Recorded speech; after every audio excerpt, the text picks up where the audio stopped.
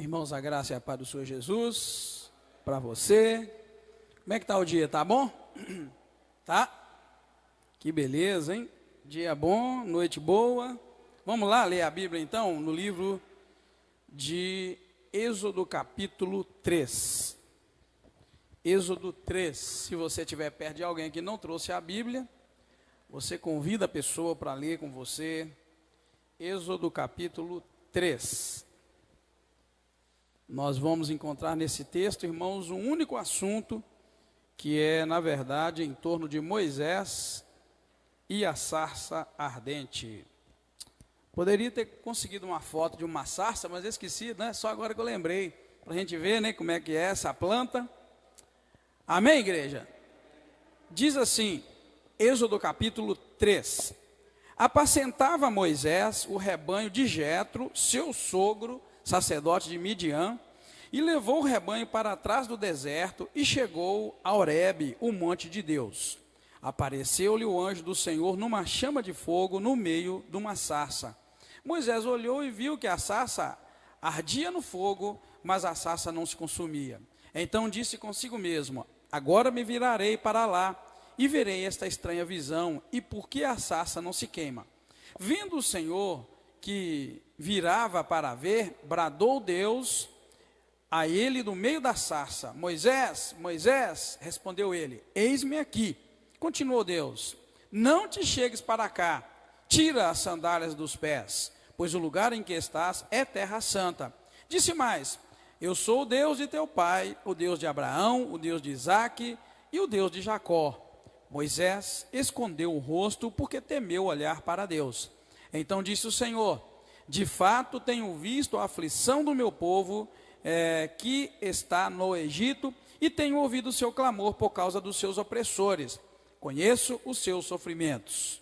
Por isso, desci para livrá-lo das mãos dos egípcios e para fazê-lo subir daquela terra para uma terra boa e espaçosa, para uma terra que manam leite e mel, a terra do Cananeu, do Eteu, do Amorreu, do Ferezeu, do Eteu e do Jebuseu.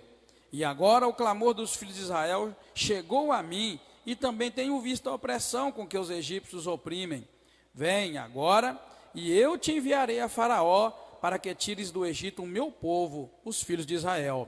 Então Moisés disse a Deus: quem sou eu para que vá a Faraó e tire do Egito os filhos de Israel? Respondeu-lhe Deus: certamente eu serei contigo, e isto te será por sinal de que eu te enviei. Quando houveres tirado do Egito o meu povo, servireis a Deus neste monte.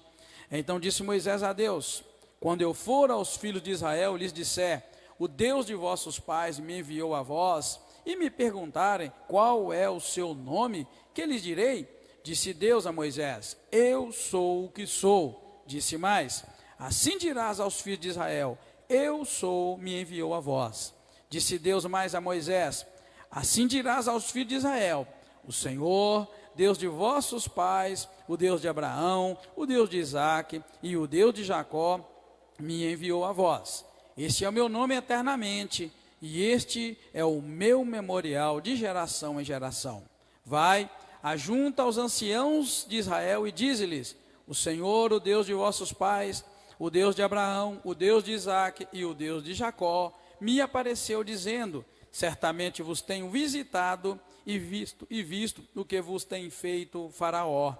Portanto, disse: eu vos farei subir da aflição do Egito para a terra do Cananeu, do Eteu, do Amorreu, do Ferezeu, do Eveu e do Jebuseu, para uma terra em que manam leite e mel. E ouvirão a tua voz. Então ireis, tu e os anciãos de Israel, ao rei do Egito, e lhe direis: o Senhor, o Deus dos hebreus, nos encontrou. Agora, pois, deixa-nos ir, caminho de 3 dias para o deserto, a fim de que sacrifiquemos ao Senhor nosso Deus. Eu sei, porém, que o rei do Egito não vos deixará ir, a não ser por uma forte mão. Portanto, estenderei a minha mão e ferirei ao Egito com todas as minhas maravilhas que farei no meio dele.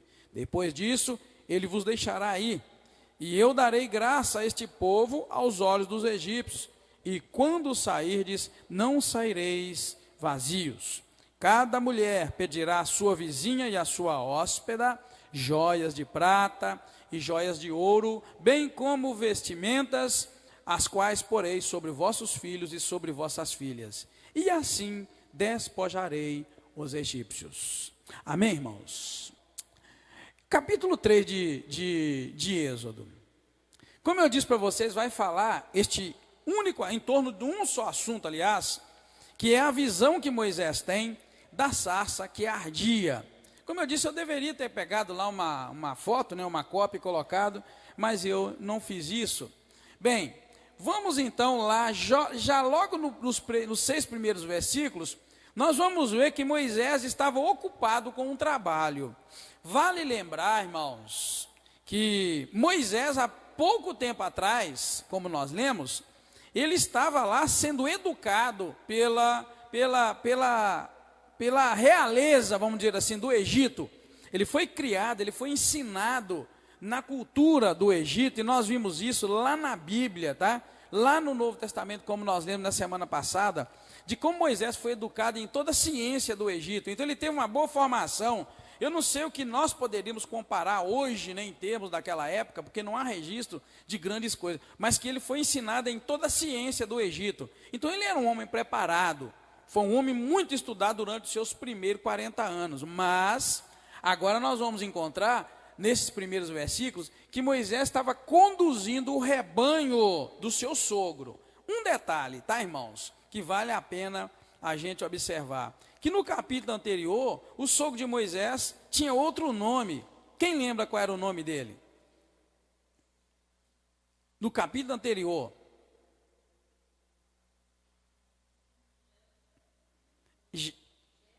Tinha um outro nome, quem lembra? Hein? Eu vou deixar você achar aí para você ver. Hein? Reuel. Não é estranho? Eu já vi até nome de Reuel. Tem gente que já põe o nome de Reuel. Só um minutinho. Só para vocês verem que vocês vão encontrar algumas coisinhas, tá? Uma delas. Qual que é o monte que Moisés teve a visão da sarça? É Horebe, né? E depois lá na frente você vai ver que Deus manda que ele volte para esse monte para adorar. Só que você vai ver que lá na frente surge um outro nome. Qual é o outro nome? Sinai. Eu estou dizendo isso só para você prestar atenção. E para que a leitura da Bíblia não seja uma leitura como aquela que você faz correndo na sua casa, que você nem nota algumas diferenças. Por que o nome é Reuel, agora aqui é Jetro, seu sogro? É o mesmo homem. E por que Deus, ele está no Monte Horebe, como aqui, e cita no versículo 1, o monte de Deus, tá? Se você ler aí 3:1, apacentava Moisés o rebanho de Jetro, seu sogro, já não é Reuel, sacerdote de Midian, e levou o rebanho para trás do deserto e chegou a Horebe, o monte de Deus. Está vendo? Horebe, o monte de Deus. E Deus termina dizendo, olha, você vai lá no Egito, vai tirar o meu povo de lá e vai trazer o meu povo para adorar aqui nesse monte. Aí você vai ver que já muda lá na frente o nome do monte, tá? Só para você não fazer aquela leitura e engolir tudo, só por engolir. Peraí, é Sinai ou é Horebe? Peraí, é Jetro ou é Reuel? Pelo menos você notou. Opa, tem alguma coisa diferente. Se você não notou, estou te mostrando. Né? Não é para a gente discutir, brigar. É só para a gente pensar assim, eu não estou mais lendo a Bíblia como um bebezinho que lê e não nota que existem certas coisas que estão registradas nela. Tá, irmãos? Existe toda uma discussão em termos do lugar e em termos do nome. Né? Mas é uma pessoa só, é a mesma pessoa. E você precisa saber disso. Por que então que tem um nome e tem outro? Né? Mas você precisa saber. Amém, irmãos? A questão é uma região. Aqui, por exemplo, onde Moisés está, ele não está no Egito. Ele está apacentando o rebanho. Ele já fugiu do Egito. Ele fugiu do Egito semana passada na leitura que nós fizemos. Viu, irmão? Nós fizemos 40 anos de leitura em um capítulo só. Aí no 2, a gente viu que ele nasceu, cresceu, matou o egípcio e fugiu do egípcio. Do Egito, desculpa, de Faraó. Tudo num capítulo só, que é o 2. Ele nasceu no capítulo 2 até o versículo 10, e no versículo 11 ao 24, ao 25, ele estudou toda a ciência que ele soube no Egito, ele aprendeu, matou um egípcio e tentou ajudar o povo dele, fugiu do Egito para a terra de Midian, onde ele encontrou, ajudou as filhas de seu sogro Jetro, que na verdade era Reuel, né, o nome dele. Ele ajudou as meninas a dar água para os camelos e colheu água. E aí já foi para a casa do sogro, já ganhou uma mulher por esposa chamada Zípora. Dessa Zípora, ele já teve um filho que ele colocou o nome de Gerson. E agora nós estamos no capítulo 3, já o quê? Com ele tendo a visão de Deus. Tá? Ele está tendo a visão, não de Deus, mas a visão dada por Deus de uma sarça ardente. Então aqui ele não está no Egito, ele está numa terra chamada terra de Midian.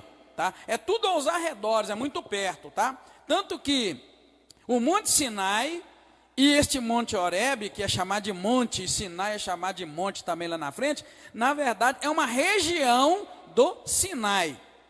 E o monte chama Horebe. Tá? E existe toda uma situação em que lá na frente é chamado de Monte Sinai também. Aí confunde a gente, e aí? É o Monte Sinai ou o Monte Horebe?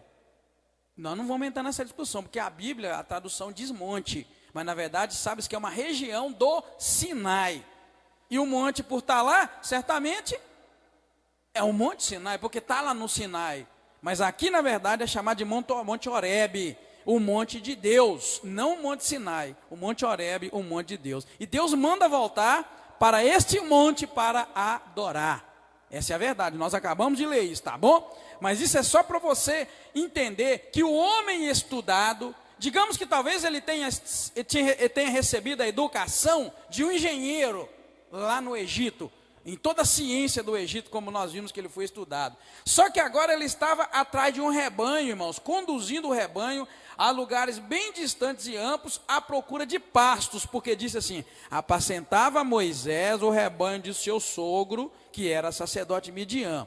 E ele levou o rebanho para trás do deserto, para um lugar distante, atrás do deserto, e chegou a Horebe, o monte de Deus. Ele foi apacentar as ovelhas do sogro e acabou chegando a Horebe, o monte de Deus.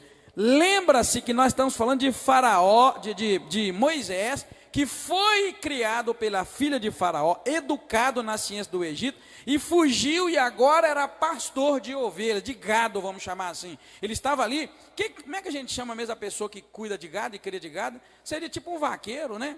Um vaqueiro, um pecuarista. O sogro dele era um pecuarista e ele, um vaqueiro, estava cuidando das vacas, estava cuidando, no caso aqui, de ovelhas, tá, irmãos? Só para vocês terem uma noção de quem era. O homem de engenheiro, um homem de filho do governador, filho de criação do governador, agora estava lá, cuidando de ovelha. E nós vimos na semana passada que a vida de Moisés teve algumas divisões durante os anos de vida dele. Ele teve 40 anos de muita ciência no Egito, e agora nós estamos vendo 40 anos dele no deserto. Por que Deus pega a gente, às vezes, lá do topo, irmãos, e nos coloca assim, numa situação dessa? Sabemos que tudo isso foi para moldar Moisés. E sabemos que tudo isso foi para Deus ter um encontro com Moisés. Deus não quis esse encontro, irmãos, enquanto ele vivia no palácio junto com o faraó. Deus quis esse encontro quando ele estava atrás de um rebanho, ou no meio de um rebanho. Tem gente por aí que costuma comparar o pastor, que a Bíblia diz, Deus deu uns para profetas, outros para pastores, outros para apóstolos. Eles costumam comparar esse ofício de pastor com esse ofício de um pastor que cuida de ovelhas. Muita coisa tem a ver, mas não confunda pastor de ovelha animal com o ministério pastoral que a Bíblia fala para nós. Muita coisa você pode pegar como lições para a vida de um pastor, que ele deve viver no meio das ovelhas, junto com as ovelhas, que ele deve pegar as ovelhas e colocar no colo, que ele deve cuidar, que ele deve largar as 99 ovelhas com saúde lá no curral e deve ir atrás daquela única ovelha desgarrada. Sim, muita coisa nós podemos pegar, mas, irmão, não vai na onda, porque não é a mesma coisa, não é a mesma coisa. Cá nós estamos vendo que é um dom ministerial, é um ministério, e não é para cuidar de animais, é para cuidar de almas, pastores de almas, não é? Cuidar de um rebanho muito especial, um rebanho cujo valor é inestimável, é um rebanho diferenciado, um rebanho que foi comprado pelo sangue de Jesus Cristo, o único Filho de Deus. Então a coisa chega num extremo tão grande que a gente não pode confundir. Tem gente que compara, fulano era pastora lá no Velho Testamento, por isso que mulher pode ser pastora. Vigia, a mulher ela era pastora, é de ovelha, animal. Você mata e come, e tira a lã e aproveita a lã. Não é a mesma coisa. Não estão falando de um ministério sacerdotal. Não tem nada a ver. São comparações absurdas e fora da realidade, queridos, tá? Então a gente precisa vigiar. Aqui Deus colocou então o homem Moisés, criado em toda a ciência do Egito, agora para uma função que, na verdade, Deus estava lhe ensinando primeiro a humildade. Não é nos palácios. Você lembra lá de Jesus, fazendo uma comparação com Jesus? O povo de Israel esperava que o Messias viesse, não era assim? Esperava que o libertador viesse, e que esse libertador viesse com o poder e autoridade para livrar do domínio de Roma, que dominava a terra naquela época. E quando Jesus veio, mas não veio lá nos palácios, não veio vestido de vestes reais, e nem veio da autoridade política da época, eles não reconheceram o Senhor Jesus Cristo. Então Deus está dando uma lição muito bonita para nós aqui, na vida de Moisés. Tirou Moisés dos palácios, levou Moisés para as montanhas de Midian, para ele lá conviver com o sacerdote de Midian, que era o seu sogro, e ali ele ia aprender algumas coisinhas que ele ia precisar. Sabe quando que Moisés ia precisar dessa técnica que ele aprendeu aqui? Porque depois ele teria que guiar aquele povo todo pelo deserto. Ele tinha que conhecer o deserto. Ele tinha que conhecer a vida dura. Ele tinha que conhecer. E aqui você pode notar que o versículo 1 diz assim, que ele levou os rebanhos de seu sogro para trás do deserto. Então o camarada começou a ter uma noção do que é a vida no deserto. Só parafraseando, mas vai te chamando a atenção. Todo crente precisa aprender a viver no deserto. Sabia? Tem gente, eu já falei para vocês, tem muita gente que prega e detona o deserto. Que deserto é lugar disso, lugar daquilo, lugar daquilo. Eu olho o deserto, sabe como? Como lugar da presença de Deus. Porque quando eu olho do deserto, eu lembro do deserto, esse deserto que nós vamos ver agora. Israel saindo do Egito e passando aqueles tempos no deserto. Irmãos, o que faltou para aquele povo no deserto? Hein? Você lembra? O que faltou para eles? Só faltou mesmo, é o mundanismo do Egito. Faltou os pepinos, as cebolas, mas não sei o que do Egito.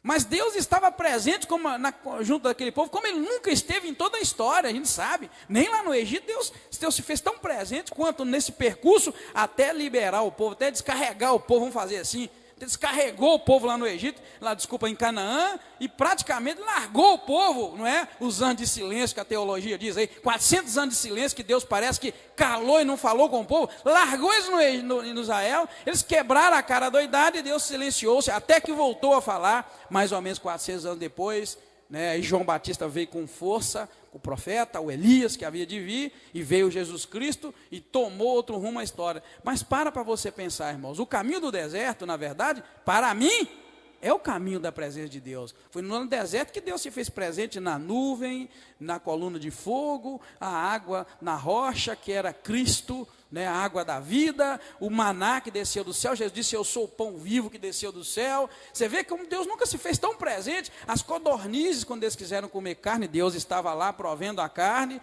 E sem contar que depois no Novo Testamento, a outra cena do deserto que eu tenho, é aquela em que Jesus foi orar, né, se afastou, o Espírito Santo levou Jesus para ser tentado, e lá, quem se faz presente para consolar o Senhor? A presença de Deus estava lá, fortalecendo o Senhor Jesus Cristo. Então, querido, eu tenho falado isso, tenho outra visão da Bíblia, uma visão mais real, e menos fantasiosa, e você vai ver que o deserto, sim, pode ser visto como um lugar de provação, de teste. Mas Deus nunca disse que ia te colocar num teste, numa prova e ia te abandonar. Essa é a questão. Quer Deus presente? Você quer Deus presente? Então prepara-te. Ele se faz presente no deserto. Ele se faz presente dentro de uma fornalha de fogo. Lembra lá? Jogaram 3 homens. Opa, eu estou vendo um quarto lá e parece que do filho dos deuses. Você quer a presença de Deus? Eu vejo que as pessoas cantam buscando a presença de Deus, elas choram, elas oram buscando a presença de Deus. Oh, meu querido, Deus não se faz presente nos lugares que as pessoas acham que Ele faz. Deus se faz presente nesses lugares. Lembra? Quer ter Jesus perto de ti? Lembra? Um dia ele estava no barco dormindo e o barco quase virando e os discípulos desesperados. Nós estamos morrendo, Senhor. E o Senhor não preocupa que nós vamos morrer. Ele levantou, criticou a incredulidade deles, repreendeu o vento e o mar e tudo acalmou. Quer ter Jesus? Prepara então, vai, entra no barco que Jesus está. Vem, ele não está chamando? Ele está chamando, vem. Só que a gente precisa entender que essa circunstância que você está vivendo aí, que está te arrebentando, está tirando o resto do cabelo que você tem na cabeça, está te fazendo perder o sono, é tudo que você pediu. Eu quero a tua presença em mim, Senhor. Ai, a tua presença. Prepara, porque a presença de Deus é lugar de milagre. E lugar de milagre é lugar onde tem motivo para milagre. É assim que funciona, tá? Sim, irmão Zé Ali. É.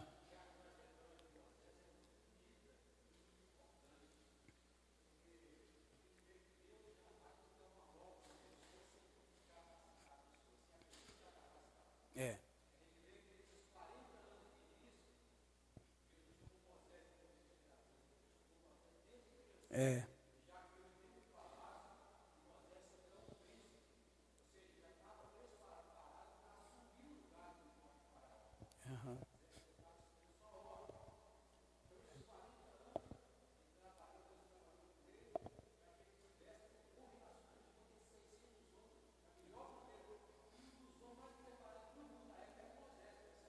É, sem dúvida.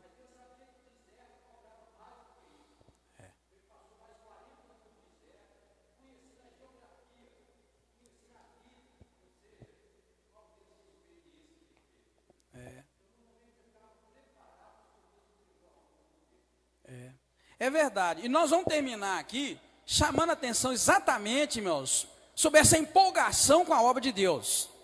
Porque o irmão Zé ali pegou direitinho o que está em torno desse capítulo 3, referente a Moisés. Não é a fantasia, a beleza da visão que ele teve, daquela árvore que tinha um fogo naquela árvore, mas a Bíblia diz que a árvore não consumia, né? Quando fala a sarça ardente, na verdade, quer dizer que o fogo ardia, queimava, mas ela as folhas não se queimavam, não virava cinza, não caía e acabou. Então aquela não é a maravilha da visão em si. Esses acontecimentos em torno do preparo de um homem para cumprir o papel que Deus deu para ele. Não existe vida mole, queridos, na vida com Deus, como eu disse. Quer presente de Deus, prepara para o barco balançar, prepara para as circunstâncias. Hoje a gente vive um evangelho água doce. Um evangelho mil maravilhas, um evangelho onde nós não somos, a nossa fé não é confrontada. Hoje a fé não é confrontada mais. Então a gente precisa ver que é isso que viveram, irmãos, as pessoas que nos antecederam, os grandes homens e as grandes mulheres de Deus dessa geração, não vamos pegar lá na Bíblia, dessa geração, tiveram histórias para contar, histórias de aflições, mas onde a presença de Deus foi viva e poderosa. Morreu o evangelho, verdadeiro evangelho da graça, aquele evangelho que se manifesta no momento de crise. Hoje a gente precisa voltar a falar da presença de Deus real no momento de crise. Olha bem, irmão, para pensar. Se eu creio que o Senhor é o Jeová Shalom, é a nossa paz, quando é que Jeová Shalom vai aparecer? Vou repetir. Se nós cremos que Deus é o nosso Jeová Shalom, aliás, quando Deus se apresenta e fala para Moisés, eu sou o que sou, e ele fala, eu sou, te enviou, na verdade a palavra é a palavra Jeová, Yahvé, que o povo de Israel perdeu, de tanto zelo e temor pelo nome de Deus, se perdeu, mas esse era o nome com o qual Deus se apresentou, é aquele nome que Israel lavava a boca antes de falar, é aquele é onde eles não tocavam no nome de medo, e aí o nome se perdeu. Então pare e pensa, Jeová Rafá é o Deus que... Quem lembra o que significa Jeová Rafá? Eu vou dar um estudo então, vou dar uma paradinha. Vou fazer isso, vou dar uma paradinha na quinta-feira para trazer os nomes de Deus, os nomes com os quais Deus se apresentou. Jeová Rafá é o que cura, é aquele que cura. Então vamos lá, quando é que o eu sou Jeová Rafá vai se fazer presente? Quando? Quando tiver enfermidade. Quando é que o Jeová Shalom, aquele que é a paz, vai surgir? Quando? Quando estiver na guerra, quando você não tiver com paz. Entendeu?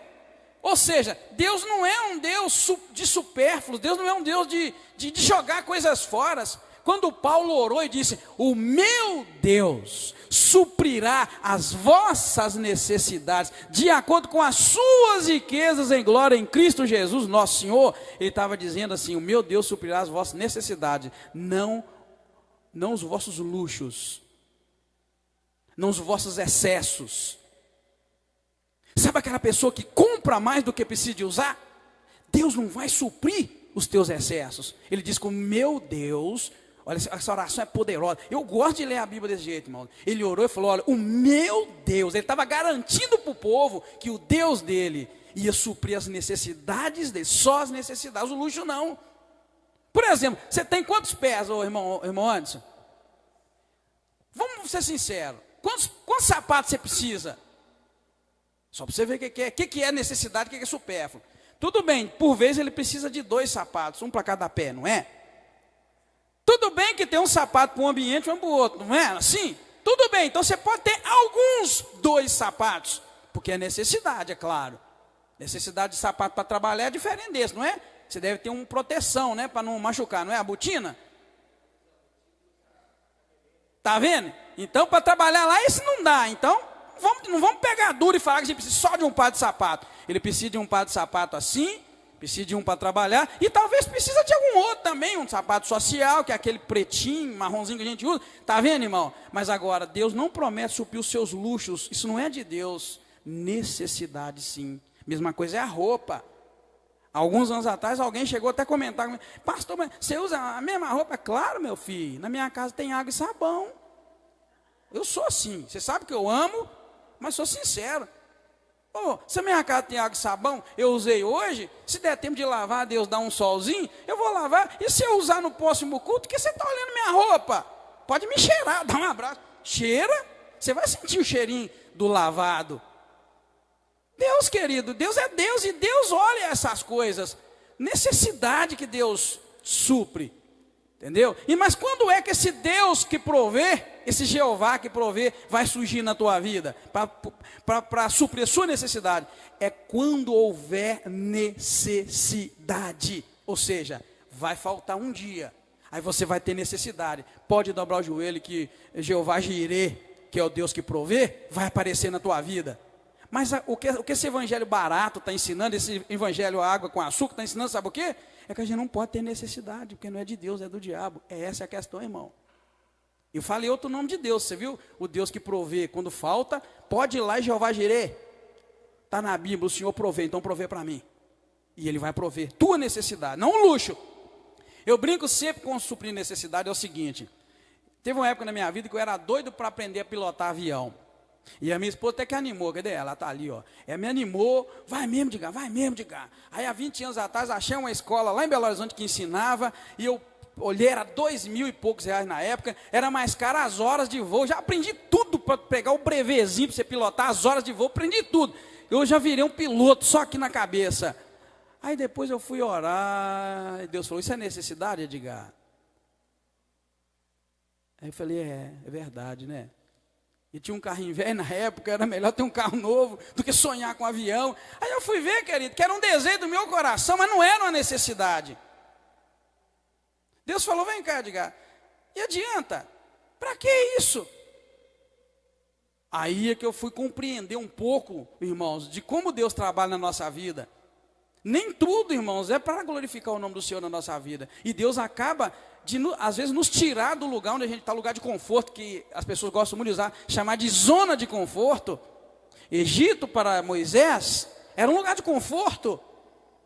Ele foi criado, uma nação escravizada, ele foi arrancado do meio da nação escrava, que era Israel, irmãos, e foi colocado lá no topo da cadeia alimentar. Ele foi colocado como filho de Faraó, e certamente ele era um possível Faraó por ser filho dela. Você sabe que na hierarquia real existe isso: morre fulano, entra o outro, e ele foi criado lá. Poderia ter sido um Faraó, um lugar de conforto, topo da linha, prosperidade total, era topo da cadeia alimentar.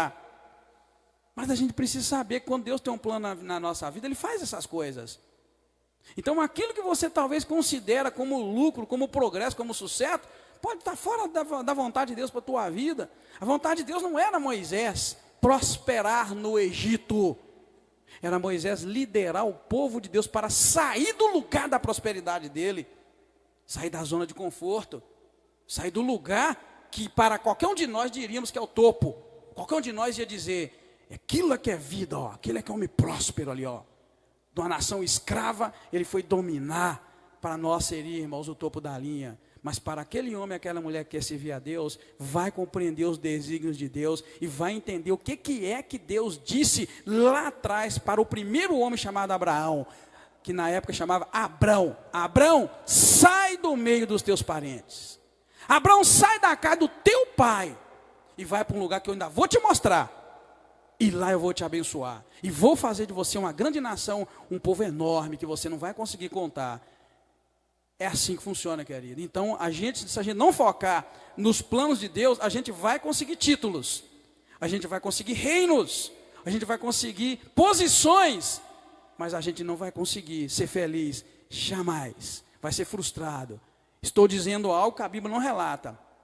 Moisés certamente seria o homem mais frustrado do mundo se ele crescesse no Egito, mas deixasse o seu povo morrer na escravidão.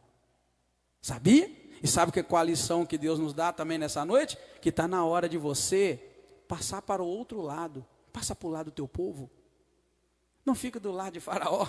Passa para o lado do teu povo. A que povo você pertence? A que povo você pertence? Passa para o lado do teu povo. Mas para passar para o lado do teu povo, você vai ter que abrir mão de algumas coisas. Isso é uma questão de chamada, irmão. Nós vamos terminar chamando a atenção sobre isso. Sobre a fantasia de hoje, que é o chamado, como eu estava dizendo, pastoral. Hoje é muito comum, todo mundo quer ser pastor e quer ser pastora. Mas essas pessoas não queriam ser pastores e nem pastoras. Porque todo homem que Deus chamou para pastorear, ele fugiu. Assim como esse homem Moisés. Moisés não quis pastorear. Lembra? Isaías, só depois que ele teve aquela visão, o anjo tocou na boca dele. E por aí vai vendo qual homem que quis. Qual homem que aceitou o chamado assim?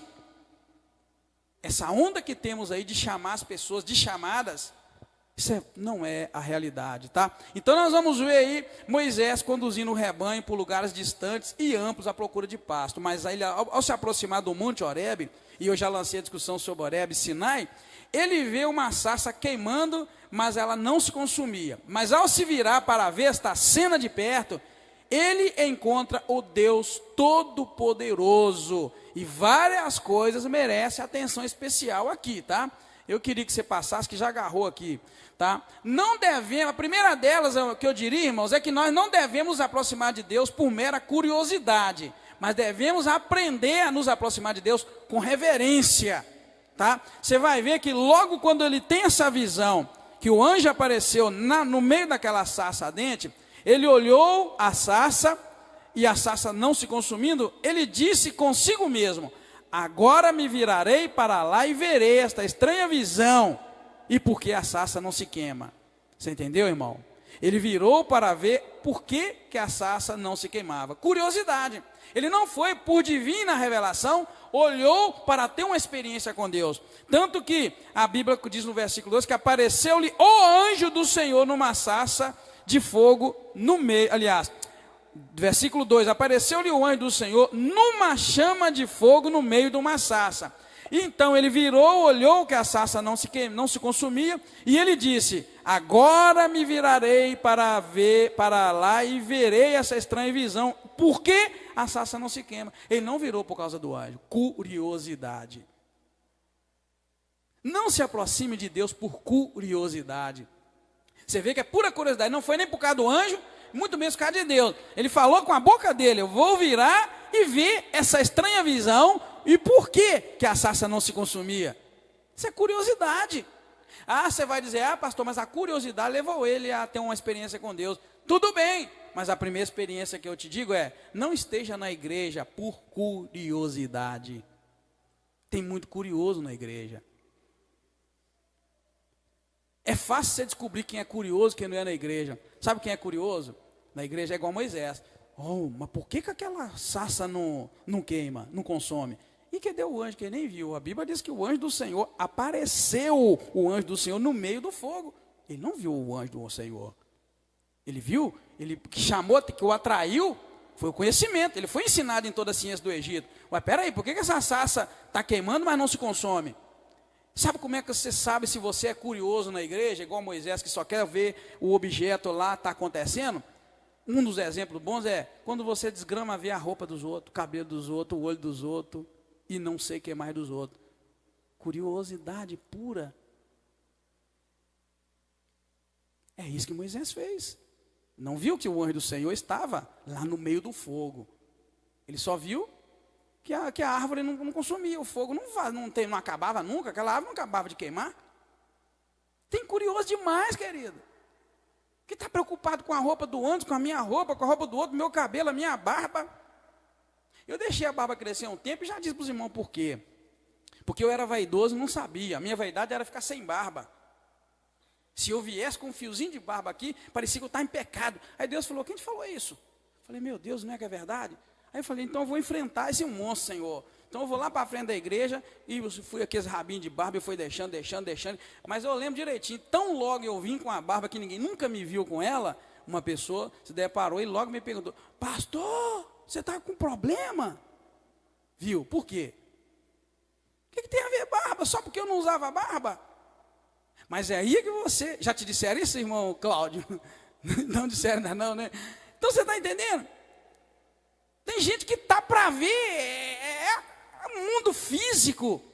E enquanto você ficar de olho, por que a árvore lá não consome, você não vai ver que o anjo, no versículo 2, estava no meio do fogo. Eu quero ver o anjo no meio do fogo, e estou nem aí para ver, irmãos, se a árvore vai queimar ou não vai. O que importa é a experiência espiritual. Amém, irmãos? A gente perde muito tempo olhando o tamanho da saia, a gente perde muito tempo o cabelo, a cor do cabelo, o penteado do cabelo. Você perde o espiritual da coisa. A gente precisa buscar a graça de Deus para a nossa vida, queridos, e compreender as lições que estão aqui no meio de cada versículo da Bíblia, que é a nossa intenção, tá? Então você vê que não se aproxime de Deus por mera curiosidade. E outra situação que nós encontramos, que é a questão da reverência, porque quando ele disse que ia ver por que aquilo não se queimava, não se consumia, que era uma experiência puramente natural, aí o Senhor viu e disse para ele assim, bradou ele no meio da sarça e disse assim, Moisés, Moisés, ele respondeu, eis-me aqui. E aí Deus continuou, não te chegues para cá, tira as sandálias dos pés, porque o lugar em que você está é terra santa. Isso chama-se reverência, irmão. A presença de Deus é lugar de reverência. Então a gente tem que aproximar, não por mera curiosidade, e devemos aprender a nos aproximar de Deus com reverência. Tirar as sandálias dos pés, Deus queria ensinar uma lição ali, que existem ambientes que nós precisamos respeitá-los. O lugar da presença de Deus deve ser um lugar de respeitar. E um detalhe, só para deixar sua cabeça pensativa, alguém pode ler o versículo 2 para mim, do jeito que está na sua Bíblia? 2. Só a primeira parte já está bom. Aham.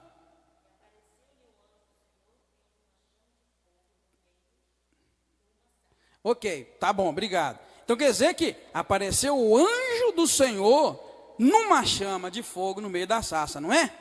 Então agora lê o 4 para mim, fazendo favor. Só a primeira parte tá boa, pode ler.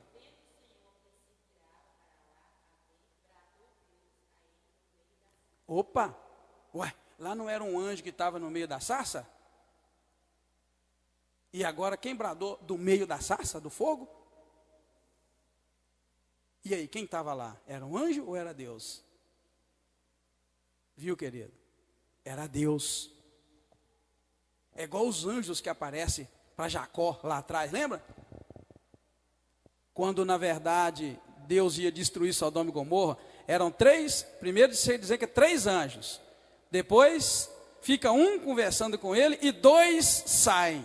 E o que ficou conversando com ele já não era mais anjo, era Deus conversando com ele, e os outros 2 foram lá para ver se Sodoma e Gomorra, de fato, os pecados eram aqueles. E por fim, aqueles 2 lá saem puxando Ló e um de cá fica conversando, foi onde ele começa. Mas Senhor, e se lá tiver 10, tiver 50, tiver 5, se tiver um, o Senhor vai destruir? E a gente vê que na verdade aquele terceiro não era anjo nenhum, era Deus com mais 2 anjos. Aquele lá, nós vimos no texto quando nós lemos. Viu, irmão? Prestou atenção? Por que a gente diz que ele teve um encontro com o Deus Todo-Poderoso? E cá na frente você vai ver que a conversa continua. Olha bem, o versículo 2 fala que é um anjo, o 4 fala que é Deus.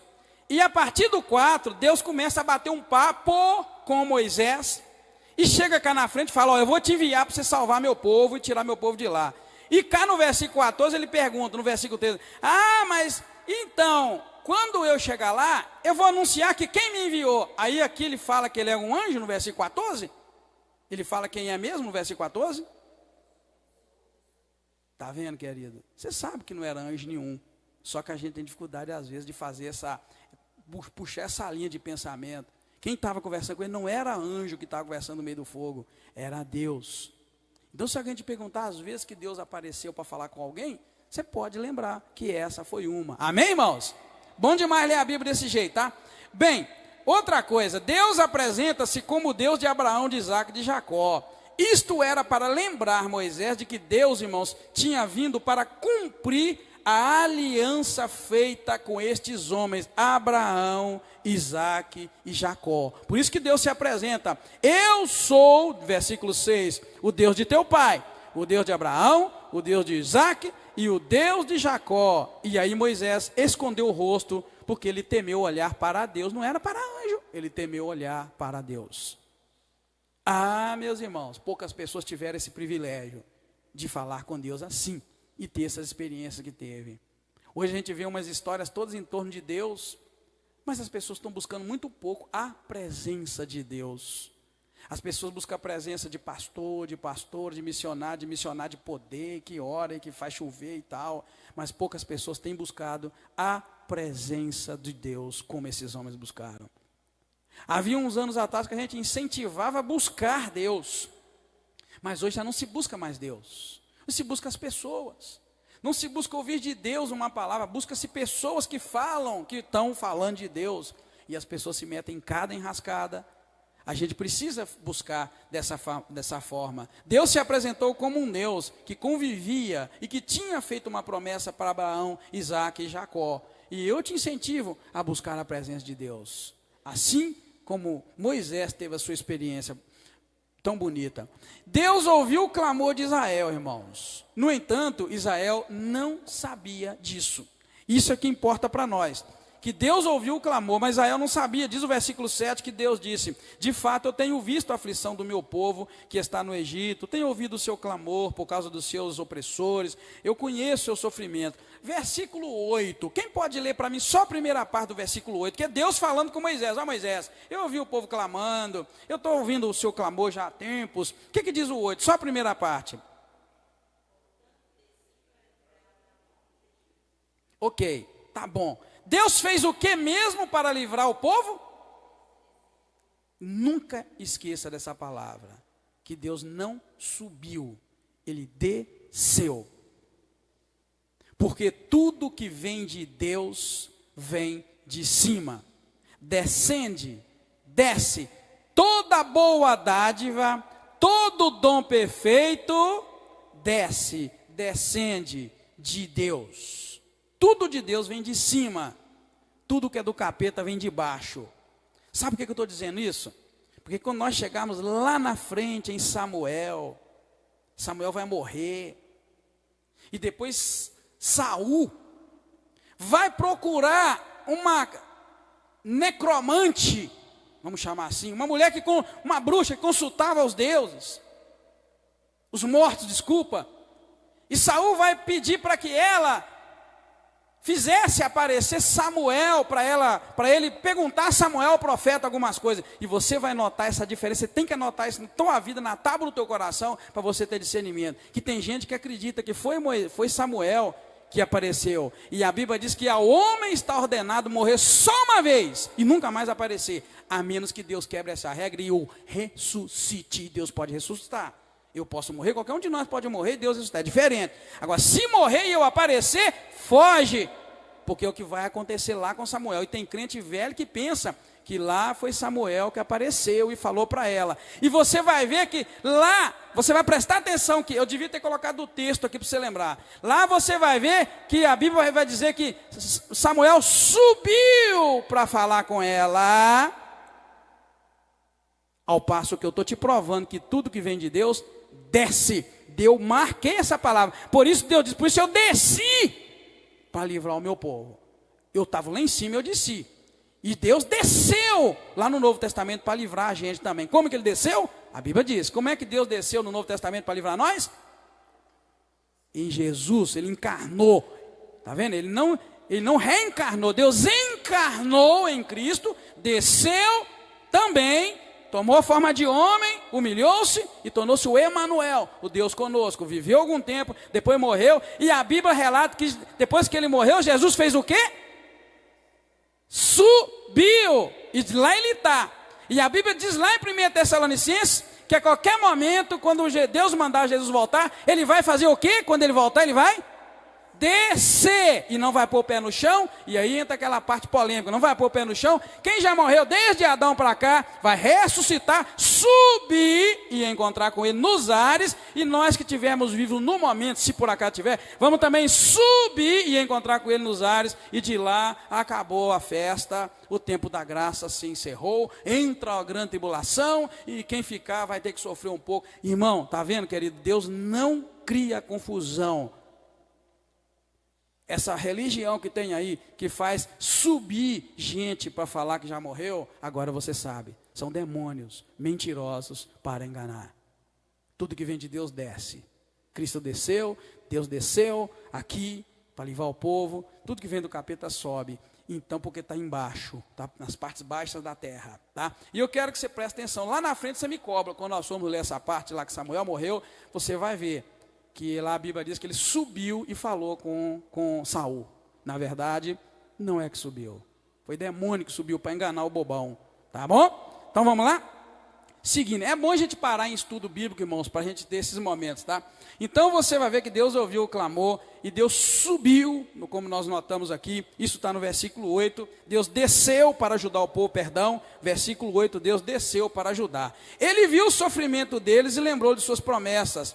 Moisés, sem dúvida, irmãos, já havia abandonado a ideia de ser o libertador de Israel. Presta atenção, eu mostrei para vocês, no capítulo 1 e 2, que Moisés encarnou um tal de super-herói de libertador. Ele sabia que ele libertaria Israel, porque lá no Novo Testamento disse isso para nós, tá?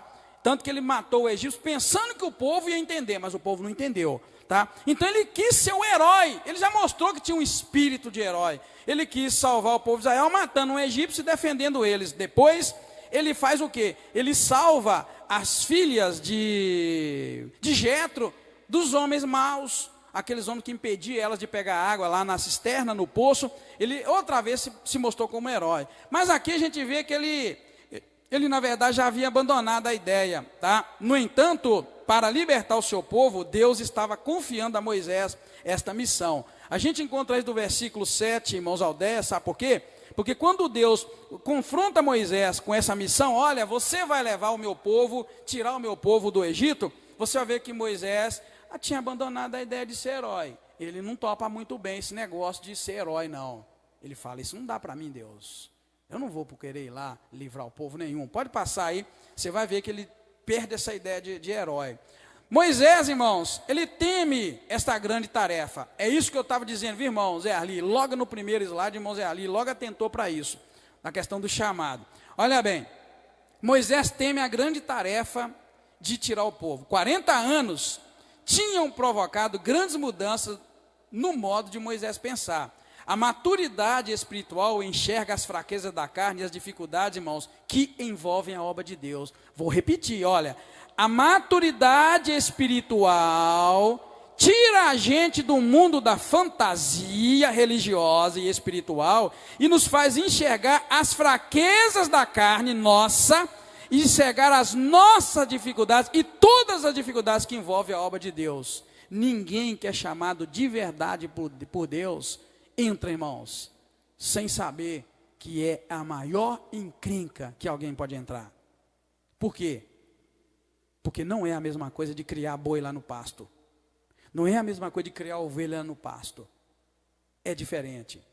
A Bíblia coloca sobre a responsabilidade do obreiro, do profeta, do pastor, cada viva alma. E chega ao ponto de dizer que se Deus mandar um profeta ir lá e falar para uma pessoa, olha, conserta a tua vida, porque você não vai bem com Deus, e o profeta foi lá e falar, e aquela pessoa morrer, amém, o profeta fez o seu serviço, então o profeta não tem responsabilidade sobre aquela alma. Mas se Deus mandar o profeta ir lá e falar com aquela pessoa, e o profeta não for, e aquela pessoa morrer no pecado, a culpa cai sobre o profeta. Então quem tira a onda de pastor, quem tira a onda de pastora, precisa aprender o que é que lhes espera ali na frente. É o que nós estávamos falando, o Zé Arli pegou logo de início, eu falei que a gente chama atenção. É por isso que Moisés quis cair fora. Versículo 11 e 12. Quando Deus vem agora, versículo 10, Deus diz, vem agora, e eu te enviarei a Faraó, para que tires o meu povo, os filhos de Israel do Egito. Em 11:12, Moisés vira e diz, Deus, quem sou eu para que vá a Faraó e tire do Egito os filhos de Israel? Aí respondeu Deus, certamente eu serei contigo, e isto será por sinal que te enviei. Quando houver tirado o meu povo do Egito, servireis a Deus neste monte. Irmão, presta atenção, isso é muito sério. A maturidade espiritual faz você temer o que você está fazendo. Não é essa onda, irmão, que está tudo muito bom. É sério. Quem pode ler Jeremias 1:6? É mais ou menos o que Moisés vai dizer lá na frente. Quem tiver Jeremias aí, pode abrir fazendo favor.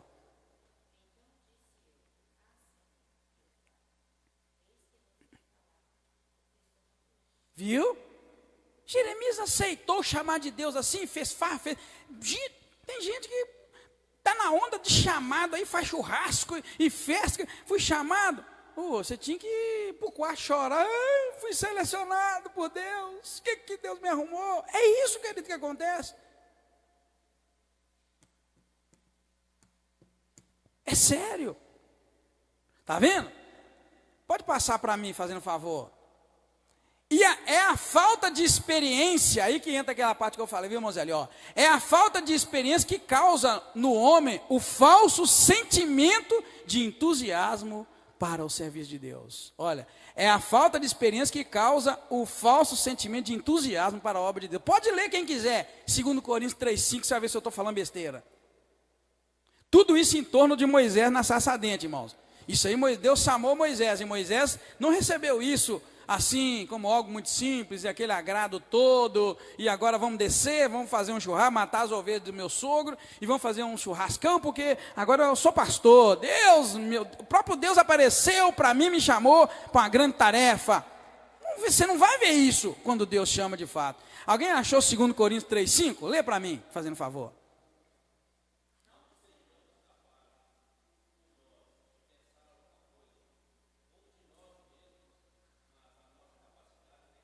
Está vendo, irmão? O que o camarada está dizendo aí? Não é eu não. Não é por nós não. Esse negócio, se não fosse Deus em nós, é por causa da capacidade de Deus. O reconhecimento, irmão. Então escreve isso, olha. É a falta de experiência com Deus. É a falta de conhecer o que é ser chamado por Deus, que causa no homem o falso sentimento de entusiasmo para o serviço de Deus. Porque quem está no serviço de Deus, sabendo o que está fazendo e o valor que isso tem, e sabendo o que é que lhe será cobrado, eu vou falar a palavra mais correta. O falso sentimento de entusiasmo vem, é porque a pessoa não sabe do que ela será cobrada. Porque se ela soubesse, ela ia fazer igual Jeremias, eu sou um menino, igual Moisés, eu não posso, e lá na frente Moisés ainda vai temar, ainda que tem a boca pesada, e aí você não consegue falar, e Deus manda Arão para ajudá-lo. Todo homem que sabe o que é ser chamado, irmãos, baixa a bola. Porque não é pelo prazer de curtir que eu tenho um título de pastor, igual tem gente aí se autodenominando apóstolo, vigia. Porque quanto maior a árvore, maior o tombo. E quanto maior o cargo, vamos chamar de maior mesmo, quanto maior o cargo diante de Deus, mais ele vai te cobrar. É melhor ficar lá atrás do rebanho, é melhor ficar lá no último banco, do que você querer vir para frente, porque quem está lá no último banco vai ser cobrado pelo último banco. Quem está aqui na frente vai ser cobrado pelo que está aqui na frente. Você acha que não me pesa nas costas os 230, 250 membros dessa igreja? Claro que pesa. Deus não vai te cobrar daquilo que não é a tua responsabilidade, mas vai cobrar de mim o que é a minha responsabilidade. Se a pessoa tiver experiência, não vai haver entusiasmo, muito pelo contrário, vai haver uma depressão. Eu já falei para vocês que Deus me chamou em 1986, quando eu aceitei Jesus, ninguém sabia, só eu e Deus, não foi profeta, foi ninguém. Deus falou comigo, diga, eu estou te chamando para a obra. A QT me deixou muito triste. Depois veio uma tia minha, tia Diná, aqui visitar vocês naquela época, falou, diga, você acredita que Deus usa as pessoas para falar? Eu falei, acredito, tia, no mesmo ano. Falei, diga, Deus está me mostrando que você vai ser pastor. Eu fiquei numa depressãozinha. Falei, meu Deus, tá bom, guardei aquilo, ia para o STEB estudar, o Joãozinho foi primeiro, e o pastor prepara, diga que você vai ser o próximo, mas termine de estudar, porque o Joãozinho está sofrendo muito. Lembra como é que o Joãozinho sofreu? Porque o Joãozinho não tinha o 2º grau aqui, ele teve que concluir lá, não sei se era a 5ª ou 8ª, mas ele teve que fazer tudo, lembra? Para estudar, o pastor não faz isso, diga, termina o 2º grau, e aí a igreja te manda. Eu todo empolgado que ia estudar. Aí, irmãos, quando estou completando 3 anos de crente, vou para os Estados Unidos. Eu falei, agora estou fora. Agora não tem nada disso. Fui servir a Deus na igrejinha, tranquilo, tocando meu violãozinho. Onde eu ia era louvor. E Deus falou comigo, Edgar, eu vou te colocar para pregar. E eu, não, tá bom, violãozinho. Toda igreja que eu ia, umas 5 igrejas que eu fui, violãozinho, violãozinho. Dia que o pastor me mandou dar um estudo na sexta-feira, eu falei para vocês a minha experiência. Estava nevando, muito, gelo dessa altura. Eu ia ter que dar um estudo na sexta-feira. Eu falei para vocês, o medo e o peso era tão grande do chamado, que eu andei em Nova York 30 minutos até a estação, respirando desde pela boca, irmão. O gelo lá fora, o Cláudio sabe o que é isso, né, Cláudio?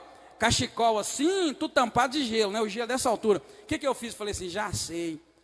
A covardia e o medo era tão grande a responsabilidade de pregar. Era a primeira vez que eu ia pregar assim.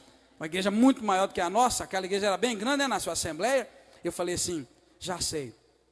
Eu vou respirar esse gelo assim, ó.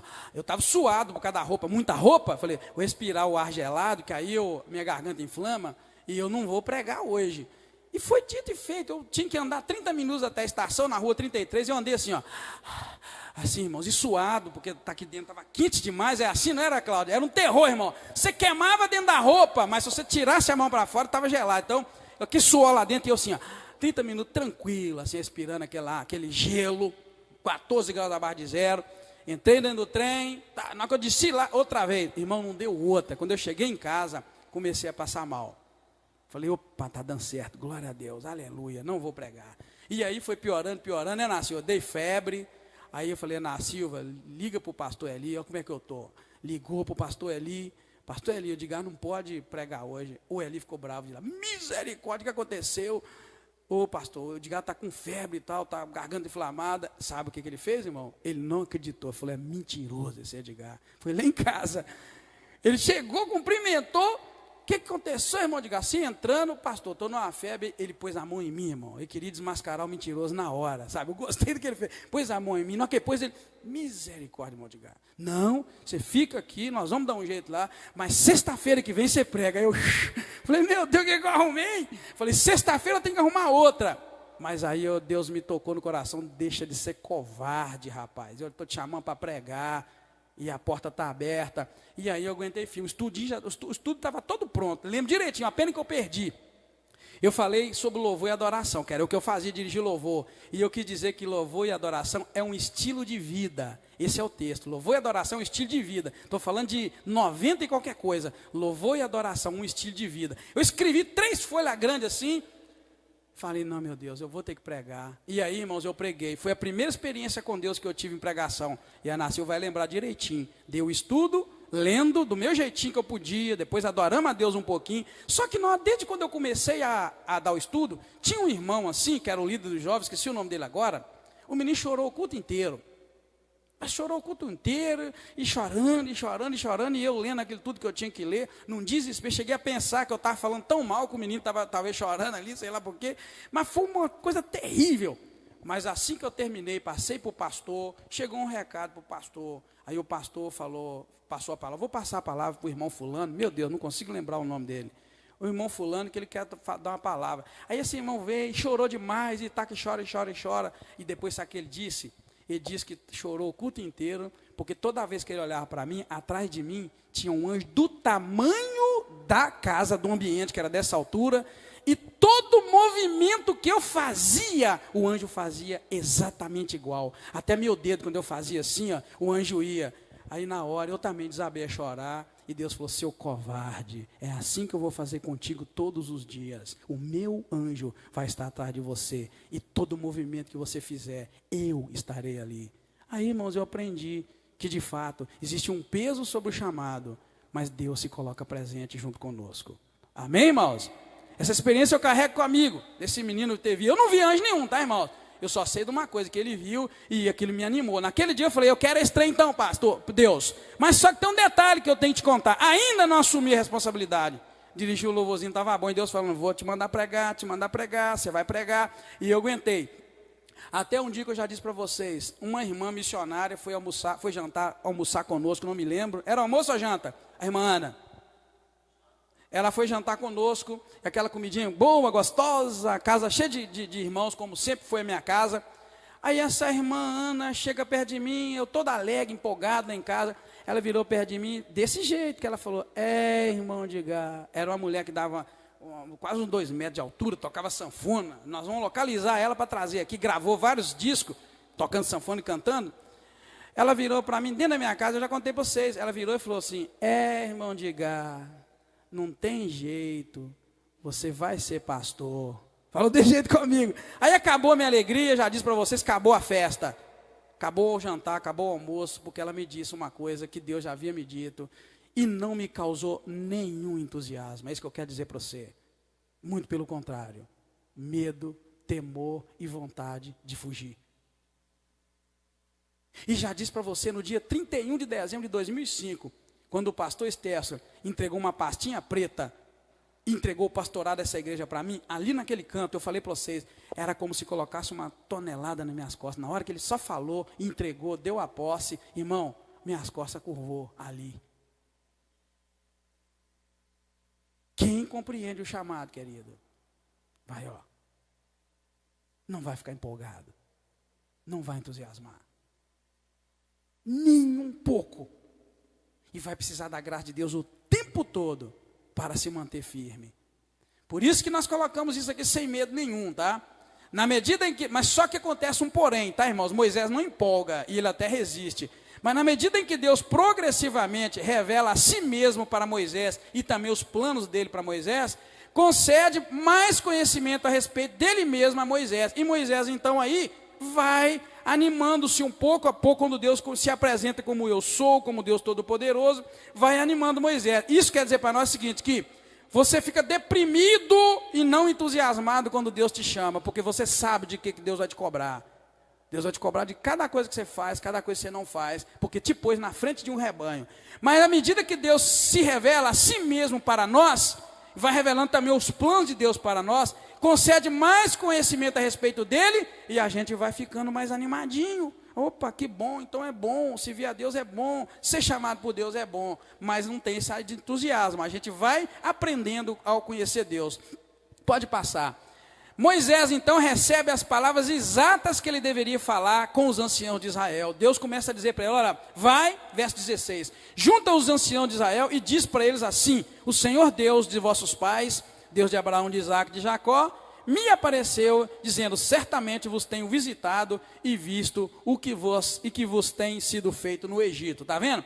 Deus então fala as palavras exatas para Moisés, que ele deveria deixar claro que a sua vinda era um cumprimento das promessas que ele fez a Abraão, Isaac e Jacó. Deus garante que o povo de Israel ia ouvir sua voz, mas Deus garante também, Faraó não vai te ouvir. E é isso que um pastor faz, que um pregador faz o tempo todo, dizer para Israel que Deus está aí para lhes livrar, E tem que estar sempre pronto, que sempre tem Faraó para resistir. Isso aí fica muito claro para nós. Deus garante que Israel ia ouvir, mas ele garante também, olha, verso 18: e ouvirão a tua voz. Então ireis, tu e os anciãos de Israel, ao rei do Egito, e vai dizer: o Senhor, Deus dos Hebreus, nos encontrou. Agora, pois, deixa-nos ir caminho de 3 dias para o deserto, a fim de que sacrifiquemos ao Senhor nosso Deus. 19, eu sei, Deus dizendo, 19, eu sei, porém, que o rei do Egito não vos deixará ir, a não ser por mão forte. Viu, irmão? Israel vai te ouvir, Moisés, mas Faraó não vai te ouvir. Ele tinha Israel do lado dele, mas o rei estava contra, Faraó estava contra. Está vendo como é que é bom ser pastor? É o tempo todo assim, pode passar. Deus assegura que redimiria seu povo do Egito e que eles sairiam de mãos cheias da casa da servidão. A palavra de Deus é cumprida em seus mínimos detalhes. Quem poderia imaginar que os egípcios dariam suas riquezas a um povo escravo? Pode virar para mim, tá? Isto foi o que realmente aconteceu.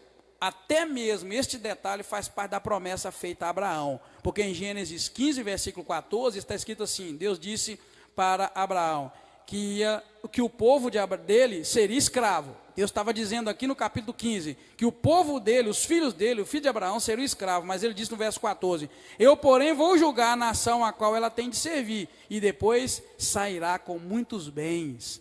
O fato de Israel sair de lá com muitas riquezas, como Deus orienta aqui Moisés no capítulo 3, na verdade, não é algo que aconteceu isoladamente, que lá em Gênesis 15 Deus falou, olha, seu povo vai ser escravo, tá? Você vai sofrer na escravidão, mas quando chegar o tempo determinado, eu vou julgar o povo que te escraviza e vocês vão sair de lá com muitos bens. Isso deixa para nós o seguinte, irmãos, que existem muitos problemas que nós enfrentamos na vida espiritual, mas preste atenção nos detalhes. Deus não deixa cair uma única palavra que Ele tenha dito ao teu respeito, Ele faz cumprir cada uma delas, ainda que pareça que esteja demorando. Amém, irmãos? Deus vai cumprir cada detalhe, cada palavra que Ele tenha dito ao teu respeito. Amém? Deus te abençoe, te guarde e fortalece.